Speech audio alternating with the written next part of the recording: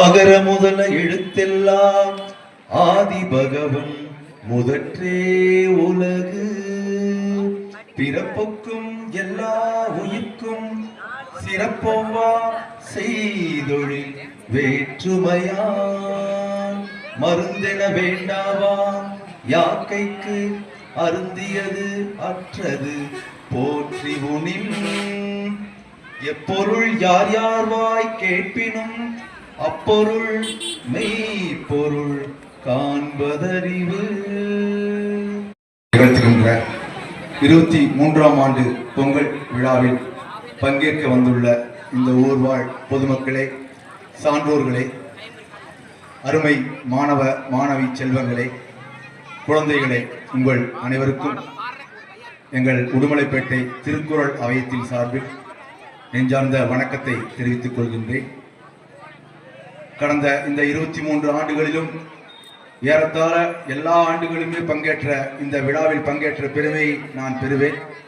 அந்த வகையில் அந்த அளவில் இந்த ஊரின் இளைஞர்கள் ஒவ்வொரு ஆண்டும் இந்த பொங்கல் விழாவை, திருவள்ளுவர் நாள் விழாவை சிறப்பாக, வெகு சிறப்பாகவே கொண்டாடி வருகின்றனர். இதை பற்றி நான் எழுதிய நூலில் கூட ஒரு கட்டுரையாக எழுதியுள்ளேன். தமிழ்நாட்டிலேயே நான் அறிந்த வரையில் தொடர்ச்சியாக இப்படி பொங்கல் விழாவை நடத்துவது என்பது ஒரு சில ஊர்கள் தான், ஒரு சில மக்கள் தான். அந்த பட்டியலில் நம்முடைய கனியூர் இளைஞர்களும் இடம்பெறுவதை எண்ணி ஒவ்வொரு ஆண்டும் நான் வாழ்த்தி செல்வேன். அந்த வாழ்த்தினை இப்பொழுது உங்கள் முன்பு இந்த ஆண்டும் வாழ்த்துகின்றேன். இந்த நிகழ்வானது இந்த கனியூர் 50 ஆகி 100 ஆண்டுகள் வரையும் தொடர வேண்டும், அதற்கு மேலும் தொடர வேண்டும் என்று உங்கள் அனைவரையும், அதற்கு இந்த ஊர் மக்கள் இவ்வளவு ஒத்துழைப்போடு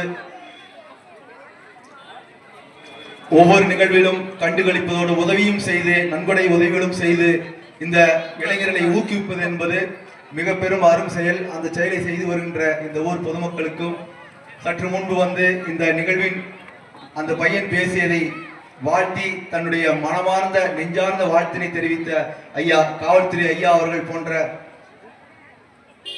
ஆய்வாளர் போன்ற அதிகாரிகளும் இந்த நிகழ்வுகளுக்கு ஒத்துழைப்பு தருவது என்பது மிக பெரும் ஒரு செய்தி.